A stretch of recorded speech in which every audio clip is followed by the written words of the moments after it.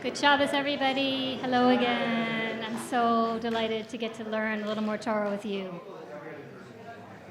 So, every other person should get a source sheet, so please share with the person sitting next to you. Okay. So, if I stand here, can you hear me? Can y'all hear me if I'm here? Can you just close my eyes?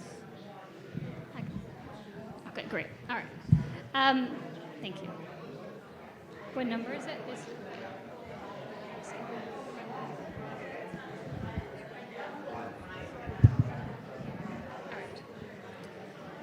All right, let's learn some more Torah together. Core to our Jewish faith for 2,000 years has been this deep, heart-hungry yearning for a better messianic or liberatory future. It shows up in the traditional Amidah prayer. It shows up in Grace After Meals. It's this ongoing theme of a hope for a better world. And there are some streams of Judaism and some Jews who have rejected the formal idea of Mashiach, the Messiah, but I think that longing still resonates in all of our hearts. And now more than ever, we are seeing so much fear and violence and injustice saturating the world. We yearn for something better. How do we find it? How do we find that better world? So during davening, we talked a little bit about Miriam and how Miriam guides us forward. And now I want to highlight another essential route to that better world, which is transness and gender queerness and pushing at the gender binary, which is really important to me. I am trans non-binary, and it's really important in this political moment when trans and non-binary folks are under such attack. So I'm going to offer a teaching and ask you to help me with some of the sources. We'll kind of do a deep download, and then we'll have some time, I hope, for Q&A and to digest together. All right? So, our ancestral tradition suggests that trans folks, genderqueer folks, pave the path to liberation. So let's take a moment. What is this word liberation? In our mainstream Jewish tradition, we talk about Mashiach, which means the Messiah or the anointed one. He's a dude. He's going to come flying in on a multicolored donkey and save us all. It's like Prince Charming for everyone, global Prince Charming. The mystical perspective is a little different. That's my lineage. I'm ordained in the mystical lineage. Our idea of Mashiach, of liberation, is that it's a consciousness, a liberatory consciousness that's available to any person at any time. And we're trying to bring more of that Mashiach consciousness, that Mashiach energy, that Mashiach orientation to our inner worlds and to the world at large. That's the work of bringing Mashiach. That's the work of bringing liberation. So let's explore how do trans folks and genderqueer folks pave the path to that kind of liberatory consciousness for all of us, not just for trans people, but for all people. The teaching is a Yerusha, an inheritance from our ancestors Yosef and Dinah. So you might remember the story of the matriarchs, Leah and Rachel. They are sisters. They are both married to the same man, Jacob. And our story begins when they are both pregnant at the same time. The commentator Targum Yonatan explains that at this point, Leah already has 6 sons, and she's pregnant again with a 7th son. Her sister wife, Rachel, has been struggling to get pregnant for many years with no success. She's finally pregnant, and she's pregnant with a girl. And in this culture at this time, boys are prized above girls, so Leah feels so bad for her sister who's going to be left with a pitiful girl. She has so many sons. So she prays to God. And God listens to Leah's prayer and switches the sex of the 2 babies in utero. So Leah's boy baby develops a body that's marked female, and Rachel's girl baby develops a body that's marked as male. Leah names her baby Dinah, which comes from the word din, which means judgment. The rabbis say that's because God judged that the baby's sex should be changed. That's why their name is Dinah. Rachel names her baby, the girl baby who appears to be male. She names him Yosef, which means extra, as we say on the internet, really extra. It means abundant. It means over the top. And there's some mainstream narratives about Yosef and Dinah, and I'm really interested in the narratives that are hidden, the narratives that have been pushed aside or erased. And that's what we're going to dive into, because there is a fascinating, incredibly inspiring story that lies in these two characters' stories. Just content warning, we're going to start with Dina. Content warning, we're going to briefly mention sexual violence. On your source sheet, you have some sources. They're very teeny tiny, apologies. If we move to the back half of the first page, so you just turn your page over, the top source on the right, there's a teeny little number 3. And I wonder if somebody might be willing to read the English of number 3. If you could raise your hand, we'll get you a mic. Can somebody read for us number 3? We got a couple hands maybe back there. Thank you. Wait, let's give you a mic so everybody can hear you. Thank you. And I just want to ask before we start reading 3. So I've given you a heads up. Dina is a genderqueer trans character. Spoiling it for you. So I want you to listen to this story of her and pay attention. Where do you see genderqueerness or transness? Anything that you notice about this? Okay, please go ahead. Now Dinah, the daughter, in quotes, whom Leah had borne to Jacob, went out to visit the daughters of the land.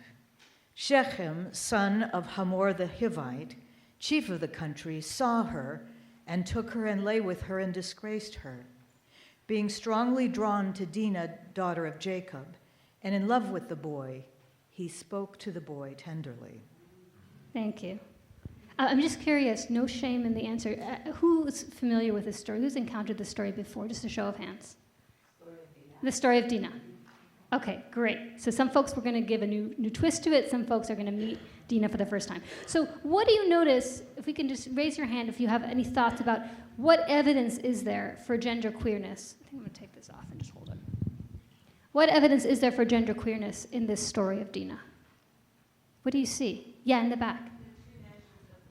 The 2 mentions of the boy. So in the Hebrew, Dinah is called Na'ar. Now, there's a tradition we pronounce it in the feminine, but the actual text says this is a Na'ar, this is a boy. Great, thank you. Well, there are no vowels in the Torah. The Torah just says Na'ar, it just says the boy. It appears like this. This is how it appears in the Torah. Anything else that seems a little unusual, not what you'd expect from somebody who's believed to be a girl? Is there a hand over? Yeah, please. I'm not sure I'm answering your question. I might do something different. Just with going out to visit the daughters of the land. Oh, you are totally answering my question. Okay, awesome. Yeah, that, right? So Dinah does 2 things that are not coded female, that are coded male in this culture. First, she goes out. She leaves the camp. That is not the behavior of women in this culture. And why does she decide to go out? To check out other women. There's something queer about what she's doing. It's literally what it says. She's going out to see them, to check them out. Yeah. So this is pretty clearly, there's some clues here that this is not, there's something about this character's gender and sexuality that are not what we'd expect. And I want to, so when I read this and spent time with it, I was like, oh, as a non-binary trans person, I see myself in this. I see the transness in this. I see an ancestor, a trans ancestor. I want to ask if somebody could read the English of source number 5, which is lower down on that sheet. If you could raise your hand, maybe we can get a mic to somebody who might be willing to read that for us. In the back over there.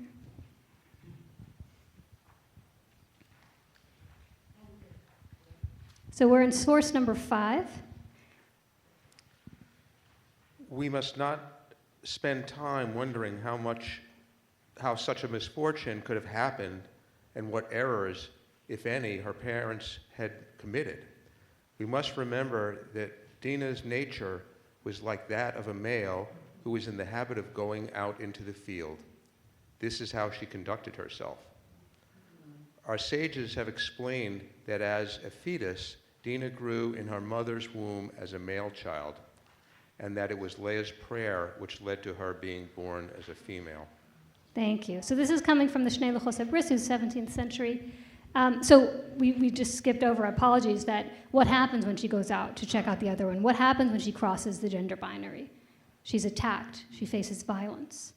And the Shnei Luchos HaBris is saying, don't blame her parents for this. it's not their fault, it's Dina's fault, because Dina has a male character. So we see that, all the problematic implications aside, there's just this accepted idea that in their soul, Dina has a masculinity. Now, there are many ways to read any Torah phrase, right? We say, Shivim panim LaTorah. There are 70 ways you can read any Torah phrase. I love a reading of this that says, Dina's a woman who refuses to accept patriarchy. That's vital and important. And today I really want to focus on a different interpretation that stands right next to it, equally valid, that Dina is a trans man. That Dina was, in their soul, always male, and knew it and acted upon it. And these very faint clues that are left to us in this largely patriarchal text paint this picture of this courageous trans ancestor who was trying to live their life on their own terms in a culture that didn't have a lot of space for that. Dina's story largely fades at this point from our tradition. So let's spend a couple minutes talking about Dina's half-brother, Yosef. If somebody would be willing to read, if we go to the next page, source 9 and 10 in English, they're very short. We got a hand raised over here.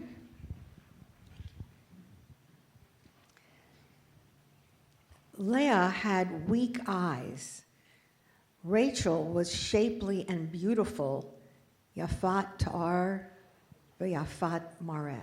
Yeah, beautiful in appearance, in form, and beautiful to look at. Okay, so that's describing Rachel. Let's describe Rachel's child in the next source, source 10. He left all that he had in Joseph's hands, and with him there, he paid attention to nothing save the food that he ate.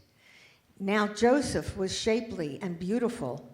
Yafat Ta'ar v'Yafat Mareh. Great, so we all heard that echo, right? Rachel is a beautiful woman. That's sort of what she's famous for in our text. Joseph's child, Joseph, is described in exactly the same very feminine, beautiful terms. Okay, so that's our first clue that we're presenting, that there's something about this character that is not necessarily as masculine as the text or mainstream Judaism might have us believe. If we can skip back up now, that's coming from the Torah. Let's skip back up to the Talmud. If somebody, to Bereshit Rabbah, if somebody could read source 6, it's the first source on that same page, up on top. So we can get a volunteer to read.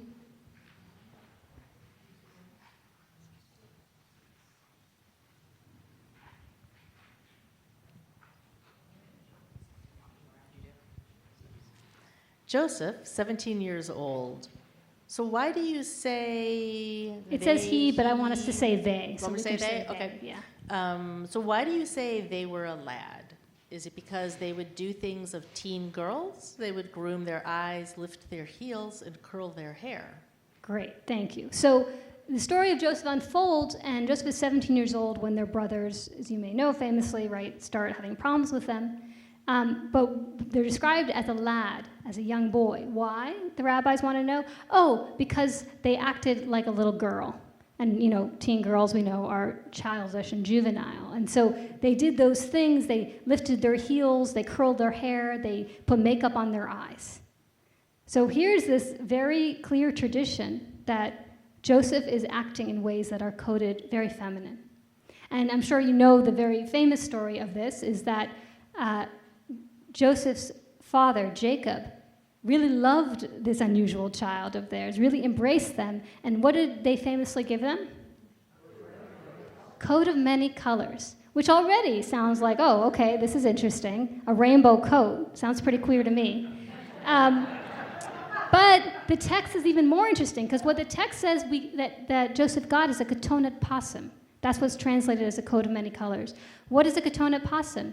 Well, lucky for us, much later in the Torah, in the prophets, it defines a ketonet pasim. A ketonet pasim is a gown of a princess. It is a princess's gown. The princess Tamar wears a ketonet pasim, and it explains that's what it is.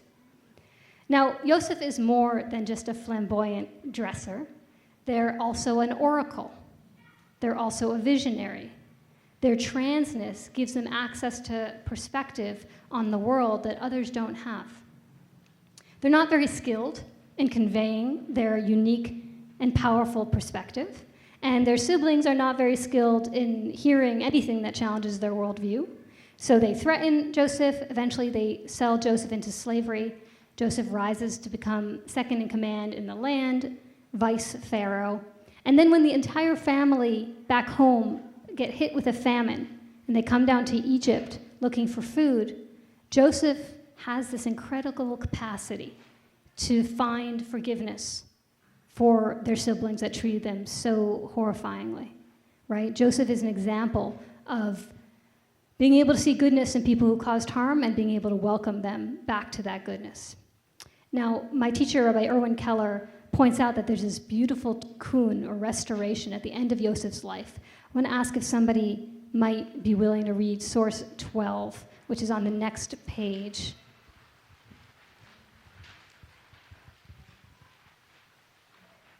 Source 12.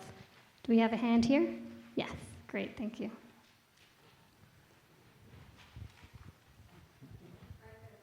Oh, right here up front.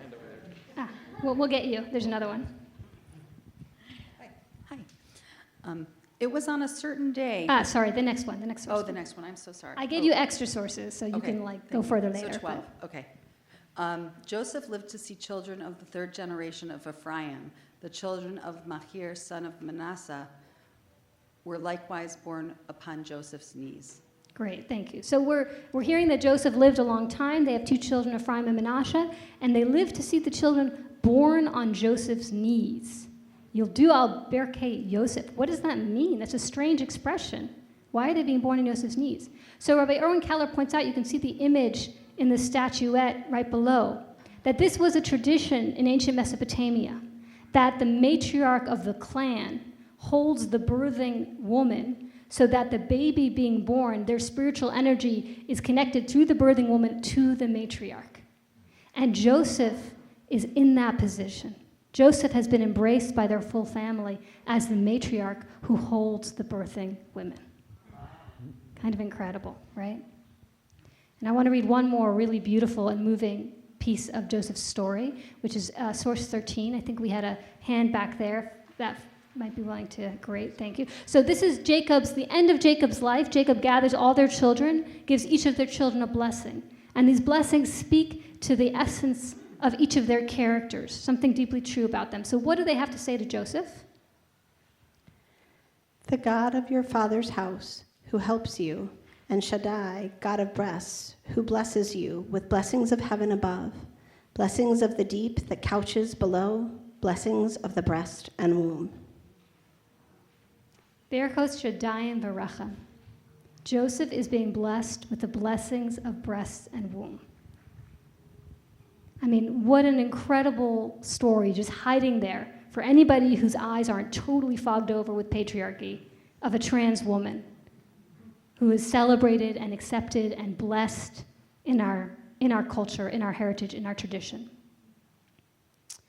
And for all of us who are trans or love trans people or defend trans people, these narratives are a real affirmation that we can draw on to say we have always been here. And yes, there's records in our text that the path has not always been smooth, but ultimately people come around to the truth that trans folks are sacred and holy. So when I first started spending time with Dina and Yosef and learning their stories, I saw how Yosef's story continues. Yosef seeds a lineage. The children of Yosef are a tribe that continue on and on and on for generations. In fact, a lot of folks bless their little boys, interestingly, on Friday night that they should be like the children of Yosef, right? So we have the memory of Yosef bright in our minds. And it bothered me that Dina fades so quickly. And then I remembered, Yosef, we're told, marries somebody named Osnat.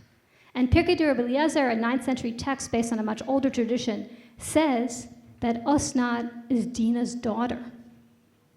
So when we talk about the lineage of Yosef, we're talking about the lineage of Yosef and Dina's daughter. So Yosef and Dina form this lineage together. So anytime we call in the tribe of Yosef, we are actually calling in the tribe of Yosef and Dina. Okay, now I want to go a little deeper to the real mystical level. So when you're a Jewish mystic, every character in our sacred text represents a capacity. So a character represents a capacity. What is the capacity of the lineage of Yosef and Dinah. What are the capacities of Yosef? What are the capacities of Dinah? Well, the capacities we see are to move fluidly across the binary, to move into transness. Now, you might have noticed fascists are obsessed with trans people. Yeah. In December, the NCAA president testified that there are 500,000 college student athletes. Fewer than 10 are out as trans, and somehow they need to be the focus of our public debate as the world does okay. We are less than 1% to 2% of the total population. So why? Why are they so obsessed with us? Well, perhaps, but I want to give you a different, challenging, new take. This is what I want to offer, what I want to suggest from a mystical perspective. That fascism needs patriarchy. And patriarchy needs femphobia. Patriarchy needs a hatred and a fear of all things and beings that are feminine. Trans folks dismantle femphobia, so they dismantle patriarchy and they dismantle fascism. Bring to mind somebody who's assigned male at birth, but is a trans woman. When they claim their female identity, they're saying there's nothing shameful about claiming a female identity. It is equal and as sacred as a male identity.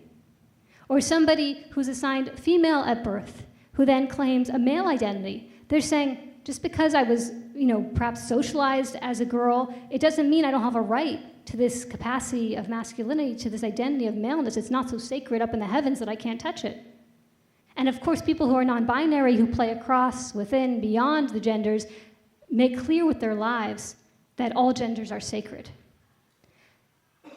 What I want to suggest is that transness is kryptonite to patriarchy.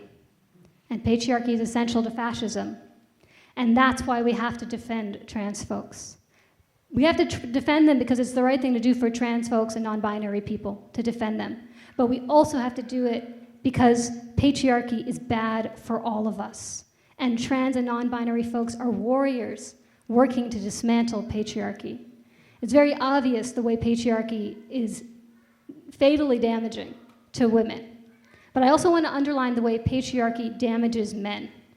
The theorist Bell Hooks writes, patriarchy is the single most life-threatening social disease assaulting the male body and spirit in our nation. She writes that a boy learns that his core feelings cannot be expressed if they do not conform to the acceptable behaviors sexism defines as male. Asked to give up the true self in order to realize the patriarchal ideals, boys learn self-betrayal early and are rewarded for these acts of soul murder. Right? There is nothing, the masculine identity, the male identity is totally sacred, completely holy. Men are holy, but what men are asked to do in a patriarchal culture amounts to a kind of soul murder. And trans and non-binary folks are trying to dismantle that. To say no matter what your gender identity is, whether you're male or female, whether you're trans or cis or non-binary, you should be able to express yourself in any way, no matter what gender it's coded. Why are they so obsessed with us, those fascists? Because they rightly understand our power to topple them. And I find a mystical echo of this in our mystical tradition. So the prophet Jeremiah has this beautiful line, Ki vara yachat asha ba'aretz nekeva tesovev gaver, that in some future time, in the liberatory time, in the time of Mashiach, in the time of the Messiah, God, goddess, is going to create something new in the land. The woman is going to encircle the man. The woman is going to encircle the man. That's what's going to happen in the time of Messiah. And this is a line that's super important to followers of Lurianic Kabbalah, that in some future time, instead of men dominating, the feminine will encircle the masculine. This becomes like a magic spell or a mystical formula about this something new that's going to happen in the future in which patriarchy will be undone in this era of liberation. And whenever I learn something like that, I always wonder, will this happen in the era of liberation? Or do we enter the era of liberation when this starts to happen? So in davening, I mentioned some Torah from Rabbi Kalman Kalman Epstein of Krakow. He celebrates Miriam's spiritual chutzpah. He also points out that when Miriam is on the shore of the sea, she's singing her beautiful song of spiritual chutzpah. She dances in a circle. And Rav Kalman wants to know, what's so special about a circle? You may have noticed that Jews traditionally dance in circles, right? Like the hora, the wedding dances. You might think that that comes from Eastern European folk traditions. No, it's actually a magic, a feminine-rooted magic in our culture, over 2,500 years old, probably much older. So what's so special about a circle? In a circle, every point is equal distance to the center. So liberation arises in a place where every person is equally honored.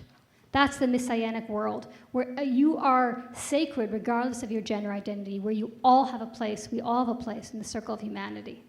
That we can all take that place, whether we're cis, whether we're male, whether we're female, whether we're trans, that we're all given the space to explore these gender binaries without the threat of violence. There is this idea in our tradition of a Mashiach ben Yosef, a liberator from the house of Yosef. But now we know that it's not just the house of Yosef. What is it? Yosef and Dinah. And in our tradition, there's this idea that before the big liberator comes for us all, Mashiach ben David, he's known as, the liberator from the house, the royal family, the Davidic family, there will be this preliminary redeemer from the house of Yosef and Dinah. So when I hear that, what I'm hearing our mystics saying is that liberation comes through this trans and non-binary liberation. That if we want the deeper, global, full liberation, we have to be willing to accept, to celebrate, to make space for the liberation that trans and non-binary folks are offering us. That there is this deep teaching, that offers liberation, not just for the trans folks, but for all of us. And if we can find compassion for those who are so scarred by patriarchy, they think they need to do violence against trans people. And if we can find the strength to defend trans folks from that violence, this becomes the turnkey that frees all of us from the most ancient hatred of all, the hatred of the feminine. And us learning trans Torah together, we are bringing some Mashiach sight, some liberatory energy into the world, just by lifting up the voices of these trans ancestors, making space for the liberation that becomes possible with the Torah of trans lives. And as we do this, it helps us birth a grander, kinder, more just version of the world that we all want to live in. Ken Tihye Ratzonah, may it be her will. So I just took you 120 miles an hour through some Torah. And now you have the Torah under your belt. I want to just take a few minutes to hear, how does that sit with you all? What are your questions? What are your reflections? What are you feeling? What do you think?